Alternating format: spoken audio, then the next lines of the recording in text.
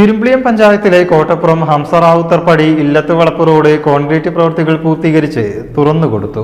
MLA Abid Hussain Thangal റോഡിന്റെ ഉദ്ഘാടനം നിർവഹിച്ചു.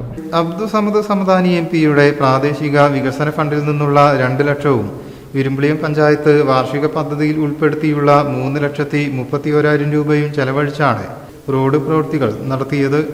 MLA ആബിദ് ഹുസൈൻ തങ്ങൾ റോഡിന്റെ ഉദ്ഘാടനം നിർവഹിച്ചു. ഇരുമ്പിളിയം പഞ്ചായത്ത് അധ്യക്ഷ റജുല നൌഷാദ് അധ്യക്ഷയായി. ബ്ലോക്ക് മെമ്പർ ഷമീല, പഞ്ചായത്ത് മെമ്പർമാരായ K മുഹമ്മദ് അലി, M മൂസക്കുട്ടി, മുൻ മെമ്പർ MT സുഭദ്ര എന്നിവർ സംസാരിച്ചു. News bureau, Valanchery.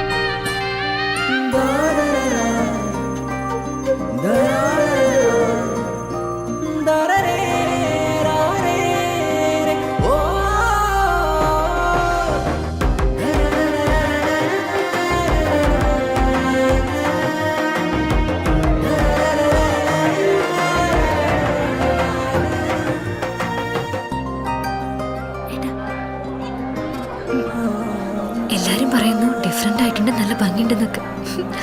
നല്ലതല്ലേ? ഞാനല്ല, സ്വർണം.